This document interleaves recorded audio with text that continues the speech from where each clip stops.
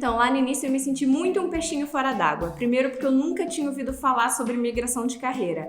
A visão que eu tinha, que eu via das outras pessoas é de tipo, errou e agora vai ter que começar do zero. Eu via, filho de fulaninha, nossa, fez 4 anos de direito e largou e deixou tudo de lado. Então, pra mim, essa questão de você não continuar a faculdade que você começou e que você precisava ter uma faculdade pra seguir uma carreira, era a visão que era trazida pra mim. Então, pra mim foi um choque muito grande de, nossa, eu entrei na estatística de pessoas que erraram, tipo, na carreira. Eu falava, meu Deus, e agora o que eu faço? Então, acho que baixa essa insegurança muito grande de vou ficar pra trás, as outras pessoas se encontraram e eu não. Eu acho que a gente coloca muito peso nessa decisão como se essa fosse algo definitivo pra nossa vida, que a gente fosse ter uma única carreira desde o início. E algo que me ajudou muito ao longo desse processo foi encontrar outras pessoas, principalmente outras mulheres que estavam passando por esse processo. Então, iniciou com um grupo de meninas na minha faculdade, a gente trocando uma ideia sobre carreira. Aí eu descobri comunidades de pessoas de UX, começar em eventos de tecnologia como um todo e aos poucos ir descobrindo, né, isso. E quando eu consegui também o meu primeiro estágio UX, eu descobri que do meu time ali, basicamente ninguém tinha formação em design. Então, pra mim, isso foi um choque muito grande de caramba, eu não sou a única. Tipo, um veio de publicidade, a outra fez biblioteconomia e tudo bem, ninguém tava achando que isso era um pré-requisito pra eu estar ali. Então, acho que desconstruir tudo isso foi muito forte pra mim. Então, acho que até um dos motivos de eu ter criado o Nina Talks foi pra desmistificar isso. Tipo, gente, eu sou um caso ali de eu não cursei design, vim de computação, fui encontrando ali o meu espaço e você pode também. Então, algo que eu tento sempre fazer é trazer depoimentos de outras pessoas de, nossa, você veio de direito? Tem esse artigo aqui de uma pessoa que veio de direito também, que eu acho que pode ter inseguranças parecidas com você. Então, acho que a gente tentar buscar um pouco essa rede de apoio, de que a gente não precisa passar por todas essas seguranças sozinhos e que não fomos os primeiros, eu acho que ajuda bastante.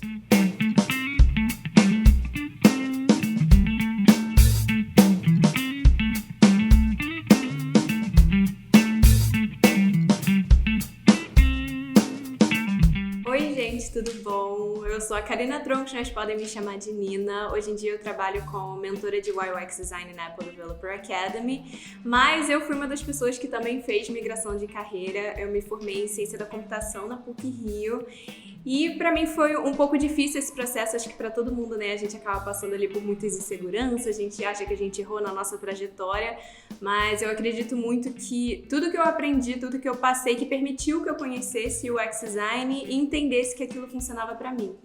Então, eu tava no segundo período, um amigo meu ficou no meu pé pra me inscrever pra um laboratório da Apple em que eles ensinavam desenvolvimento iOS. Eu tava cursando engenharia da computação. Eu achava que engenharia era pra mim, não tinha nem ideia do que ia acontecer ali pela frente. E me inscrevi, assim, muito crua em relação ao que era o mercado de tecnologia como um todo. Entrei lá no terceiro período e tive o meu primeiro contato com UX, né? Entender que designers participavam do processo de construção de um produto. Para mim, design era basicamente design gráfico, ou era projetar uma cadeira ou um pôster. Tipo, para mim, isso que era design como um todo. E eu falei, nossa, eu acho que isso tem muito a ver comigo, né? UX é tecnologia, mas é estar próximo das pessoas, é fazer essa união, essa ponte. E aí eu esbarrei com o que eu faço agora? Tipo, eu preciso trocar o meu curso, o que eu preciso estudar para entrar nessa área, o que exatamente esse profissional faz. E aí dentro do espaço ali que eu tava no estágio de computação, eu fui perguntando para amigos meus que estavam cursando design, o que vocês estão aprendendo, o que eu posso estudar, me indica algum livro, me indica algum curso, algum evento.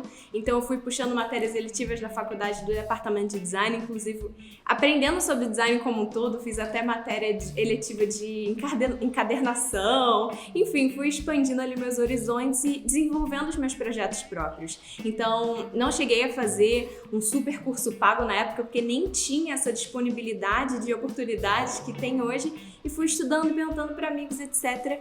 E aí eu tive essa oportunidade de um estágio de UX na Globosat. Como a gente estava conversando aqui, todos os lugares para onde eu tentava aplicar tinha como pré-requisito ter cursado design. Então eu não conseguia nem me inscrever, eu não passava da primeira etapa. Eu falava, gente, eu só quero conversar com alguém, me deixa conversar para eu conseguir explicar ali um pouquinho a minha história.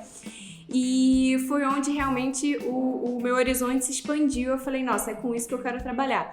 acabei trocando só para ciência da computação, para eu ali manter, né, já tinha feito mais de metade da faculdade, e fui entendendo o quanto essa área ela é cross, ela é multidisciplinar. Pessoas vindo de outras áreas, isso é realmente muito rico, você não precisa necessariamente ter cursado design.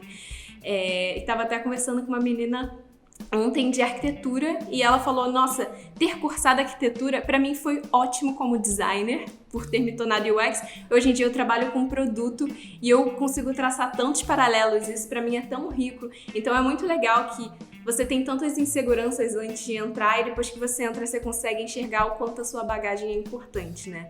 Então, trabalhei quase 3 anos na Globo, depois fui pro falecido Urb, depois fui para Accenture, então busquei sempre experimentar muito, né? Algo com uma vibe mais startup, ou uma empresa mais consolidada, consultoria. Eu acho que essa versatilidade também é muito legal no nosso trabalho, a gente consegue atuar em diversas áreas diferentes, desde entretenimento fiz um projeto voltado para museu de design e de experiência, e hoje em dia, como eu falei, estou voltada para o universo ali de educação, então já passei por muitas áreas e sou apaixonada pelo que eu faço.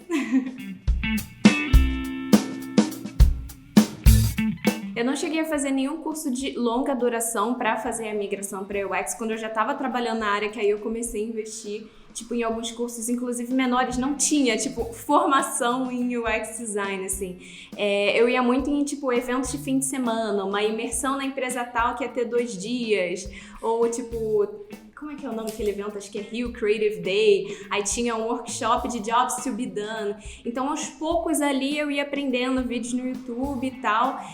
Tanto que quando eu entrei ali na Globosat, o Rafa Brandão, que foi meu coordenador maravilhoso, ele falou assim, a gente vai pegar toda sexta-feira e a gente vai fazer um curso de interação humano-computador da IDEO que tem gratuito e eu vou fazer com você.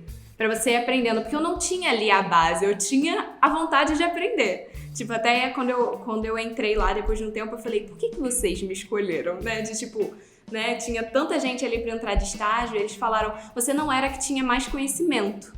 Você era a pessoa que a gente viu que tinha mais vontade de aprender. Então, acho que para quem tá começando, se mostrar como uma pessoa curiosa, uma pessoa que sabe se virar, eu mostrava que eu tava procurando ali diversas fontes de conhecimento, acho que isso faz muita diferença, né? Isso pesa muito mais que a pessoa ser, nossa, sou eu que domino todas as tecnologias, sei de todas as metodologias, é isso que vai me fazer entrar.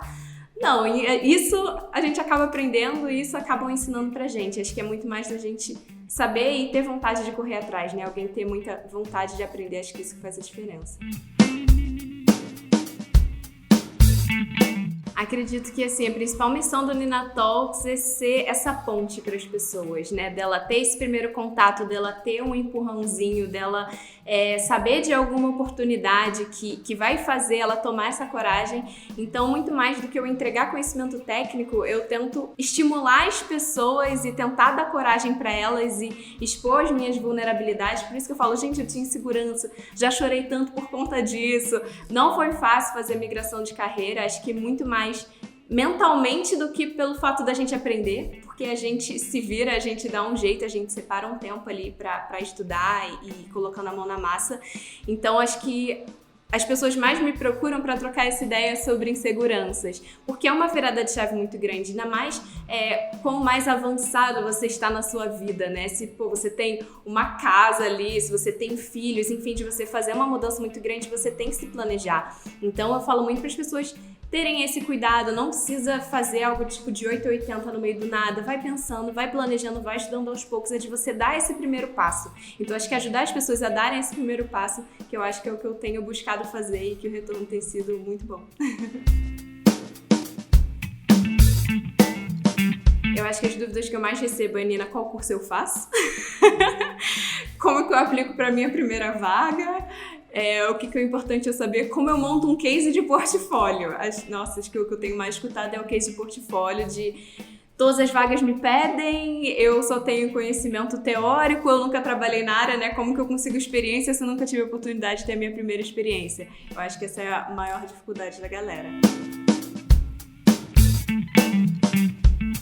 Eu acho que como CEO do Muda seria muito de desconstruir justamente o que os cursos mais tradicionais estão fazendo, que é ensinar uma fórmula de bolo para você construir um case para você entrar numa vaga, que quando você ser inserido no mercado, provavelmente você vai dar uma surtada porque nada é tão previsível que nem aquela fórmula de bolo que ensinaram pra gente, né? Então acho que o que eu busco em trazer pra galera de provocação, que eu acho que é super importante no curso, é ensinar as pessoas a pensarem, ensinar as pessoas a resolverem problemas, a elas surfarem na imprevisibilidade, porque é isso que acontece no dia a dia. E você não ter vergonha de mostrar que você trocou de rota ali no meio. O que eu mais vejo é um case de portfólio de, olha, a gente enxergou esse problema. E aí a gente fez pesquisa e comprovou o que a gente achava que era. Aí a gente construiu um protótipo e todo mundo entendeu o que a gente queria. Perfeito o nosso case. Tipo, não teve nada ali de... A gente descobriu algo de diferente. A nossa hipótese estava errada. O teste de habilidade, nossa, um fluxo inteiro não fez sentido. Então, acho que é muito da gente desconstruir esse universo perfeito, porque se fosse sempre perfeito, nossa profissão nem precisaria existir, né? Então, eu acho que é isso. É ensinar a pensar. Eu acho que isso é o mais importante pra galera chegar ali numa vaga, chegar numa entrevista e se sentir confiante de, tipo, abraçar esses desafios e falar, não, beleza, eu não sei o que vai sair daqui, mas a gente vai junto trabalhar em cima e usar aqui minha caixinha de ferramentas e mesclando, ajustando até a gente chegar numa solução que faz sentido. Eu li esses dias um artigo que falava que 80% do trabalho do UX era comunicação. E eu concordo muito com isso, porque é a gente se comunicar com os nossos usuários, a gente se comunicar com os nossos stakeholders, a gente se comunicar com todas as áreas da empresa que a gente tem algum ponto de contato, a gente tem que entender como que está funcionando o marketing, atendimento ao cliente, produto, a área comercial. O produto ele não vai se colocar em pé só com um time de UX, ali pensando a experiência da melhor forma possível, tipo, qual está sendo o canal de vendas, qual tecnologia a gente está usando, qual a nossa visão de negócio para que a 5, 10 anos, como que a gente constrói alguma coisa que faz sentido ali. E tem muito a ver com como que o ChatGPT vai, tipo, roubar o nosso trabalho se nem o cliente sabe dizer pra gente o problema que ele tem, né? Então é muito da gente conseguir ali investigar, chegar no problema raiz, porque muitas vezes chega pra gente esses efeitos colaterais de tem que fazer a coisa XYZ. A gente fala, será que essa solução que estão pedindo para eu construir, ela vai efetivamente resolver esse problema? Se eu conseguir investigar um pouco mais, eu consigo construir algo mais simples e que, na verdade, consegue resolver mais problemas? Então, é muito da gente provocar esse pensamento, a gente entender quais são as necessidades de todos esses grupos e que tá todo mundo com o mesmo objetivo, construir o melhor produto possível, mas de formas diferentes, com expertises diferentes. Então, a gente é quina, a gente é ponte, então como que a gente traduz isso tudo? Então, acho que tem um trabalho muito grande isso de entendimento, de conexão, para aí, enfim, falar, não, beleza, eu preciso efetivamente construir uma coisa que não vai ser sempre uma tela, pode ser a melhoria de um processo, uma melhoria de uma comunicação. Seja, por exemplo, quando eu trabalhei no Urb, a gente tinha muita dificuldade de fazer essa conexão entre as squads, de o que cada um tá fazendo e como que a gente bate todos esses times de entrega, de como o app tá a par de web e a gente não só fica reproduzindo o que eles fizeram, mas a gente tem as nossas particularidades. E aí uma coisa que a gente pensou como time como um todo foi de criar uma newsletter automatizada que já pegava ali todas as tarefas do Gira e mandava para todo mundo, que era a pessoa responsável que cada um estava fazendo. Então, se você quisesse se aprofundar, e aí você falava com a pessoa X. Então, era algo simples, algo de melhoria interna, mas que facilitou muito a entrega do nosso produto final. Então, assim, não vai ser só fazer a tela, você vai abrir o Figma e vai resolver ali alguma coisa, ou a melhoria de um fluxo de telas. A gente está olhando, assim, melhorias internas, melhorias externas, então, para mim, soft skills, assim, foi onde eu acredito que me levou muito mais longe, foi buscar essa melhoria. E eu era zero boa, sempre fui muito envergonhada. Eu era a pessoa que não levantava a mão na reunião, eu ficava lá, assim, tipo... Meu Deus, eu quero falar, mas se eu levantar a mão, todo mundo vai olhar pra mim e aí eu vou ficar vermelha. E aí eu vou ficar com vergonha das pessoas perceberem que eu estou com vergonha. Então eu falava, nossa, eu nunca quero um holofote pra mim. E eu ficava falando as coisas, tipo, depois com os meus coordenadores e tal, meu time de UX. E eles ficavam, por que você não falou isso na reunião? Eu ficava, ai, gente. Então eu falava, nossa, eu tenho que melhorar isso. Então foi algo que foi difícil, assim, pra mim, vencer um pouco essa vergonha. Mas que fez toda a diferença ali para eu ter uma comunicação muito melhor com a empresa inteira. eu acho que a gente se coloca muito nessas caixinhas de exatas e humanas, né? E a pessoa que é de humanas fica, meu Deus, vou entrar na área de UX e vou ter que ver métricas, vou ter que ver números, meu Deus, eu sou péssima nisso. E a pessoa que vem de exatas, que acaba sendo o meu caso, eu falei, nossa, eu vou para uma área criativa. Eu não sou criativa, eu não vou conseguir fazer as coisas, eu não sou boa em pensar em possibilidades e falar, nossa, e se esse urso voasse? Tipo, eu vi umas dinâmicas assim, eu ficava, gente, eu não consigo. Então, até quando eu construía, por exemplo, eu como estagiária construí uma versão lá de uma tela, aí meu coordenador falava, mas só uma? Faz uso. Eu ficava, mas eu não consigo pensar. Eu acho que é essa ele. Vira de cabeça pra baixo, investe, tá preto, bota branco, bota na diagonal, bota o negócio cruzando. Eu ficava, meu Deus. Então eu acho que a gente traz das dados isso muito, esse medo de errar. De que é tudo 0 ou 1. E que a primeira coisa que a gente constrói é isso. E o Humanas eu vejo que é exatamente o contrário. Só que eu não gosto disso de caixinhas. Hoje em dia eu não me considero nem de exatas nem de humanas. Eu só não me considero de biomédica. Mas o resto, eu sinto que eu sou tudo. Então, eu acho que algo legal para o pessoal que não tem tanto essa visão sistêmica é estudar um pouco mais sobre pensamento computacional, um pouco mais sobre lógica, sobre como uma coisa está interligada na outra. Você não precisa aprender a programar, mas eu acho que pensamento computacional, inclusive pensando nas próximas gerações, é algo que deveria ser ensinado no colégio, de você aprender a pensar em sistemas mesmo. Mas é assim, é prática, então é muito da gente parar de se colocar nessas caixinhas, achar que a gente tem possibilidade de transitar entre uma e outra, que foi ensinado pra gente desde o colégio, e entender que é tudo muito fluido, tudo se conecta e é da gente entender quais pontos a gente consegue melhorar. Isso de que eu entendi, eu falava, nossa, eu tenho cabeça de engenheira, eu não consigo sair dessa primeira versão que eu construí, eu falava, eu tenho que aprender a experimentar, eu tenho que aprender a errar. Algo que pra mim foi ensinado que errar é a pior coisa que pode acontecer. Então, da gente desconstruir o que foi ensinado ali pra gente, que essas coisas estão muito ligadas à profissão, sendo que não, né? Acho que para quem tá pensando em fazer uma transição de carreira é de você facilitar e ir quebrando o seu processo. De, por exemplo, você fala, nossa, eu vou aprender a tocar piano. Se você falar, vou aprender a tocar piano, você nunca vai começar. Você fala, não, beleza, o que eu preciso fazer para começar a tocar piano? Eu preciso aprender a ler partitura, eu preciso ter um piano. Qual é a forma mais fácil de eu conseguir? Será que um teclado? Será que eu consigo comprar um usado ou alguma coisa assim? Eu não tenho que pegar o mais caro de primeira. Vai que depois de uma semana eu não tô mais engajada naquilo. Então, qual é a forma mais fácil de eu começar a aprender? E se eu ver vídeos no YouTube? Então, acho que é da gente ir quebrando em pequenas etapas que vai facilitar esse processo. Não precisa ir do ponto A pro B de uma vez só, de uma tacada só. Então, de você planejar o seu tempo, você se planejar financeiramente, você conversar com pessoas que já fizeram essa transição, você pesquisar muito sobre a profissão, sobre o dia a dia, porque às vezes você acha incrível na teoria, mas você não se vê fazendo aquilo. Comigo foi assim com computação. Eu gosto de programar, eu gosto de tecnologia, eu amo estar a par do que está acontecendo no mundo, mas quando eu comecei a trabalhar como desenvolvedora, eu falei, eu não me imagino trabalhando com isso todos os dias. É muito diferente. Tipo, quando eu tava no colégio, eu falava, nossa, eu amo biologia. Mas eu falava, eu gostaria de trabalhar com biologia ou só é alguma coisa que eu gosto de estudar? Eu falei, acho que é só alguma coisa que eu gosto de estudar. Então, comece com conteúdos gratuitos, vai estudando, vai aprendendo, vai aos poucos se aprofundando, vai vendo o que você tem ali de tempo e de dinheiro à disposição. Tipo, você não precisa fazer o curso mais completo de primeira.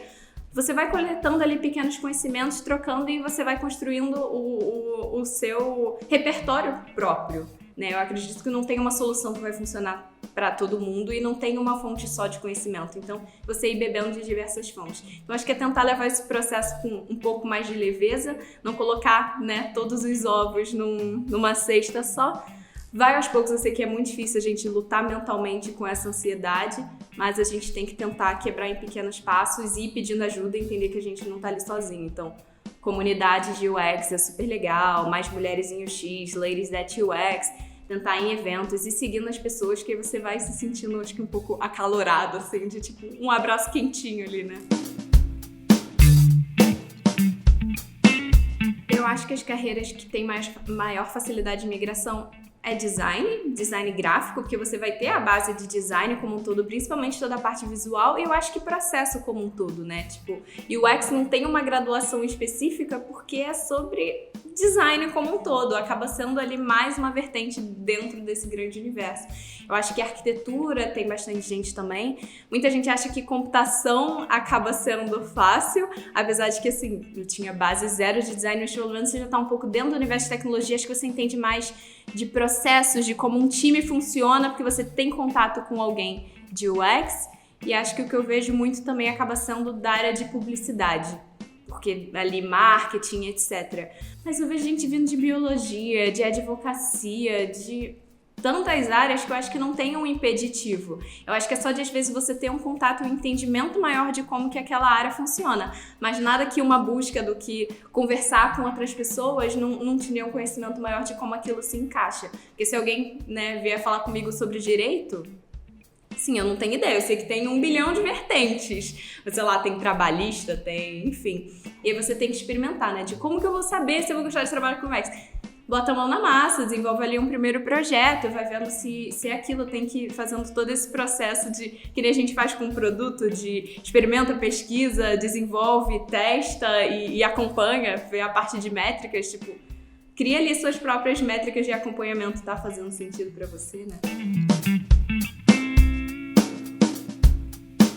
Eu acho que o principal do portfólio que a gente sempre vai bater na tecla é processo. Eu não quero só ver uma tela final de que você sabe mexer no Figma e construiu aquelas telas de como que você chegou àquela solução, qual o problema você está buscando resolver, por que aqueles componentes existem, por que a forma que aquilo está disposto funciona ou não. Então, o que a gente mais vê é alguém que pensou numa solução e fala, nossa, então eu vou criar todo um processo para comprovar que aquele meu app faz sentido. Será que o app é a melhor solução? Será que, enfim, seria só um bot no WhatsApp? Nem tudo precisa ser um app também. Então, acho que é muito de mostrar esse processo. Então, ao longo do que você for construindo, vai documentando, porque senão você também não vai lembrar das suas decisões, de por que você construiu aquilo, e de ir mostrando o que você aprendeu com cada uma dessas etapas. Você colocar que você fez uma matriz CSD, que é uma matriz de certezas, posições... Você não precisa me explicar o que é cada coisa, mas por que você optou por aquilo, o que você aprendeu a partir... por ter utilizado isso, né? Quais foram os principais insights? Então, acho que é muito de se colocar no lugar desse avaliador, de como ele vai entender que você entende daquilo e que vai ser interessante ter você trabalhando na empresa dele, no time dele, de como que você resolve problemas. Então, acho que é muito de se colocar nesse outro lugar de você está vendo um projeto de alguém pela primeira vez. Como que você vai entender de que ele é uma pessoa que sabe resolver problemas? E eu acho que um outro ponto é de você compartilhar também o seu portfólio com outras pessoas, porque a gente fica viciado no nosso próprio projeto, porque a gente sabe tudo sobre ele. Então, alguém que está vendo ele pela primeira vez vai enxergar alguns gaps que você não enxergou, de pô, mas essa decisão aqui, mas eu não entendi muito bem qual é o público, ou de tipo, você testou com quem? Onde você achou essas pessoas? Então, acho que abre um espaço para preencher esses gaps, que é melhor um outro designer descobrir do que o avaliador ficar se perguntando isso e você não saber por que o seu case não tá performando bem. Então, acho que eu vi de outras pessoas, acho que essas são as principais dicas, assim. Eu acho que se você vai conversar com uma pessoa que está há mais tempo, é entender qual é a maior expertise dela, que ela pode te ajudar a atuar nesse processo. Então, às vezes, você saber da transição de carreira dessa pessoa, ou como ela entrou há 30 anos atrás, talvez não seja coisa de mais valor para você. Mas de entender o que ela espera de um profissional na área, como que é, às vezes, ali o dia a dia, o que você pode estudar, como que tá o mercado, como é que funciona aquele produto em específico, porque alguém que atua, né, com entretenimento é completamente diferente de alguém que trabalha na área financeira. Então, acho que você também extrair um pouco essas particularidades, você aproveitar ali para mostrar algum projeto seu, alguma coisa que você está construindo, talvez você esteja um pouco emperrado. Então, aproveita para extrair o máximo, então você chegar preparado, você preparar perguntas que vão preencher o tempo e talvez umas extras se sobrar tempo. Você também buscar se tornar um pouco memorável para aquela pessoa, porque Vaga de júnior já não tá muito fácil, então acaba sendo muito por indicação. Então, se eu, por exemplo, se alguém me contou recentemente que tá buscando uma oportunidade e alguém compartilha comigo, Nina, você tem alguém para indicar? Aquela pessoa tá na minha memória ali recente, então eu já tô pronta ali para indicar aquela pessoa. Então, o máximo de conexões que você fizer ali genuinamente, você não precisa estar entregando seu portfólio para um bando de gente, etc. Mas vai conversando, vai buscando, vai fazendo conexões, vai entendendo quais empresas você gostaria de trabalhar, etc. Eu acho que isso vai acontecendo muito naturalmente, você vai preenchendo esses gaps, essas dúvidas que você tem sobre a área. Então, acho que é uma oportunidade legal de você conhecer alguém, conhecer um pouco mais sobre algum segmento, entender um pouco mais, às vezes, como que acontece um processo seletivo. Então, acho que é fazer esse dever de casa de estudar um pouquinho antes também sobre a pessoa, para você não sair perguntando para ela um monte de coisa que já tem sobre ela na internet, para você aproveitar ao máximo aquele tempo e preenchendo essas dúvidas que você tem de como que você vai se inserir naquele mercado da melhor forma possível, né? O primeiro livro que eu li foi o do Don Norman, do Design do Dia a Dia. Eu acho que pra mim foi super interessante porque ele traz essa visão geral de design, ele não fala especificamente, né, sobre interfaces, né, de sites e apps, que é o que bombardeiam a gente em relação ao UX, então me ajudou a olhar de uma forma mais holística para a experiência, para entender pessoas, para estudar sobre pessoas. Então acho que para mim foi muito legal, mas eu acho que talvez o primeiro possa ser o Introdução e Boas Práticas de UX Design de Fabrício Teixeira, porque ele é um livro curto, porque o design do dia a dia também é mais robusto, ele é um pouco mais cansativo. E ele dá essa visão geral do trabalho de UX, como que isso se conecta, processo como um todo, outros times, como que ele se encaixa nesse ecossistema. Então, acho que ele é ótimo como uma primeira leitura. E acho que o terceiro seria o Design Centrado no Usuário, do O'Reilly.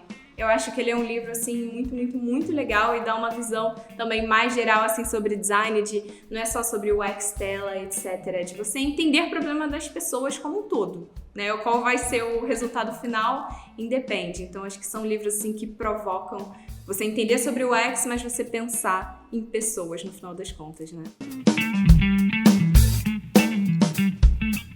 Eu acho que o que falta é um pouco do choque de realidade do nosso mercado como um todo, de nem tudo é perfeito, você não vai conseguir um salário altíssimo de primeira, você vai conseguir entregar todos os seus projetos no tempo que você precisava, você sempre vai conseguir fazer pesquisa.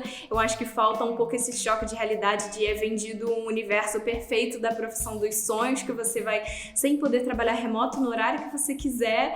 Você pode conquistar isso depois de um tempo. Bom, existem oportunidades assim, mas não é 100% a realidade do mercado. A maturidade ainda no Brasil não é muito alta, né, da área. A gente ainda vê muitas empresas que é pastelaria. O que eu mais recebo são pessoas frustradas de me foi vendido um sonho de uma profissão perfeita, eu entro lá e já tem tudo pronto que eu tenho que fazer, os ajustes de tela de botão, fico jogando pixel de um lado para o outro. Então eu acho que vale uma desconstrução do que essa área é, onde ela pode chegar e o que a gente consegue fazer para ela atingir esse nível que a gente tanto sonha, que a gente acredita, de um design ali mais estratégico, mais participativo, mais cooperativo e com esse olhar mais focado ali em negócios, em resolver problemas. Então eu acho que falta um pouco algo mais pé no chão nesse sentido, que nem tem aquele livro Ruined by Design, do Mike Monteiro, que ele é um tapa na cara, assim, você fica tipo, caraca! Então eu acho que a gente precisa um pouco de uma provocação nesse sentido, mais focado em UX para, né, eu não preciso concordar com tudo do livro, mas eu acho que faz a gente parar para pensar de, nossa, eu tô fazendo algo que eu me orgulho, a gente tá compartilhando com as pessoas, a gente tá construindo um sonho que a gente não vai, né, ajudar as pessoas a chegarem lá, enfim. Eu acho que é um momento importante pra gente também colocar os pés no chão e falar, nem tudo são mil maravilhas, nenhuma profissão é perfeita, nenhuma profissão vai ser maravilhosa e que vai ser extremamente simples de você entrar na área, né? Eu acho que o que mais chega assim pra mim, que eu tenho que desconstruir pra galera, é um pouco sobre como buscar as informações também. A pessoa me manda uma mensagem e manda assim, o que é UX Design? Aí você fica, pô, então, vou te mandar aqui alguns artigos que você pode ler, etc e tal. As pessoas não sabem buscar no Google as informações. Eu entendo que a pessoa, ela quer ter a minha visão também do que significa aquilo. Ou de tipo, UX é a mesma coisa que design gráfico? Ou, eu preciso saber programar. Eu fico, gente, se a gente pesquisa ali no Google essa pergunta, você tem a resolução super rápido. Mas eu também sempre tento trazer para as pessoas de, olha, você pode buscar essas informações dessa forma. Eu nunca dou um fora na pessoa de pesquisa no Google. Eu acho que eu vou estar ali também destruindo um sonho da pessoa, sabe? Então acho que é muito eu tento instigar as pessoas a pesquisarem um pouco mais, a pesquisarem um pouco melhor, não se contentarem também com as informações que eu tô dando ali. No Instagram, se eu produzo um vídeo mais aprofundado, flopa. Ninguém assiste. Se eu faço tem esses sites aqui, todo mundo salva, ninguém olha depois. Então eu sei como é que é, esse consumo super rápido. Eu falo, eu quero ser uma faísca de conhecimento para as pessoas buscarem mais. Mas elas têm que buscar mais, elas têm que correr atrás. Eu consigo instigar, mas eu não consigo pegar alguém pela mão e falar, vem aqui estudar, senta aqui, etc. Tem muitas oportunidades. O difícil agora é que você tem muita disponibilidade de informação, mas as pessoas não sabem chegar até elas e elas também não sabem fazer essa curadoria do que faz sentido para ela naquele momento. Então acho que essa é a maior dificuldade que eu enfrento ali de ensinar as pessoas a buscarem esse conhecimento, fazer essa curadoria e dar esse primeiro passo de qual desses 350 cursos eu escolho, qual dessas 350 áreas que eu vou gostar mais. Eu falo, não sei, vai experimentando e tal. Então todo mundo quer uma resposta única para um problema muito grande e eu não consigo também, né, entender o que faz sentido para cada pessoa, né? Cada um tem uma bagagem completamente diferente, uma história completamente diferente, gostos, interesses que me mandando em um parágrafo eu não vou conseguir fazer essa avaliação. Então eu tento ser muito imparcial e mandar possibilidades, porque eu também não quero dar uma resposta definitiva e a pessoa trilhar em cima de uma resposta que eu dei. Então acho que também ter esse trabalho ali na internet acaba sendo um pouco tricky nesse sentido de como que eu direciono as pessoas sem elas tomarem o que eu falo como 100% verdade, né? Acho que eu enxergo a carreira de UX indo muito mais para esse lado estratégico no sentido de, muita coisa a gente vai conseguir automatizar, principalmente com inteligência artificial, a quantidade de coisa, por exemplo, no Figma que tá vindo já sai direto em código, ou já preenche todas as informações por escrito. Toda organização ele já tá pronta, você vai dar um prompt, ele preenche para você. Então acho que a galera que tá ficando com muito medo é que não tá sabendo pensar em processos, identificar problemas, entender esse gap entre tive uma ideia, qual solução faz sentido eu construir. Acho que esse trabalho muito criativo, muito investigativo, explorativo, é algo muito do ser humano mesmo, de que a gente precisa utilizar as nossas habilidades ali cognitivas, mentais, etc, para conversar com as pessoas e enxergar essas oportunidades. Então acho que o resto que acaba sendo mais automatizável de processos de você tem uma pesquisa, uma entrevista, você tem que transcrever, o negócio vai transcrever. Você tem ali vários pontos, você vai conseguir resume para mim os melhores insights e o negócio vai fazer para você. Então, como que você utiliza isso ao nosso favor, para você extrair ali os melhores insights e trabalhar em cima disso para construir as soluções. Se for algo ali muito tático, essas coisas vão acabar resolvendo, vão resolver muito rápido.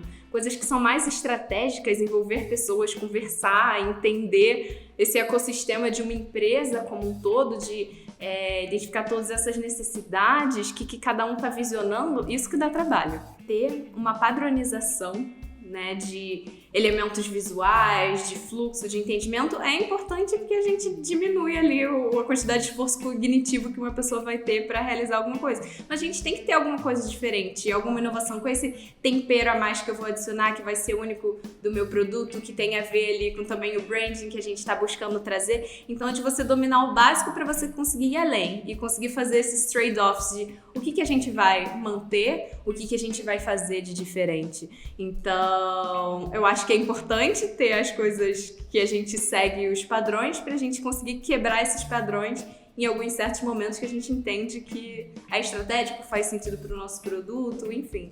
Uma frase que eu gosto muito e eu acho que eu falo bastante, mas não sei se todos já ouviram, é de você não precisa ser ótimo para começar, mas para ser ótimo você precisa começar. Então você precisa dar esse primeiro passo, você precisa conversar com as pessoas, você precisa colocar a mão na massa, não fica com medo de fazer isso. Às vezes a gente estuda muito ali a teoria e fala, não, beleza, eu entendi. Aí a gente começa a colocar a mão na massa e a gente fala, nossa, acho que eu só conheço 1% do que eu achava que eu sabia. Isso é muito aterrorizante. Então, enxergar, ter muitas coisas para estudar, como algo bom, como uma oportunidade, você tá sempre expandindo o seu conhecimento. Imagina se você já tivesse estudado tudo no universo. A vida seria muito chata. Então, ter muitas coisas para estudar é legal. A gente tá sempre aprendendo. Não importa quantos anos de carreira você tenha, você vai estar sempre aprendendo. Então, acho que ter essa mentalidade é super legal e vai levando as coisas com calma, vai conversando, vai tirando dúvida. Você não precisa passar por isso tudo sozinho e qualquer dúvida estou à disposição, pode mandar mensagem, a gente tá aqui para ajudar.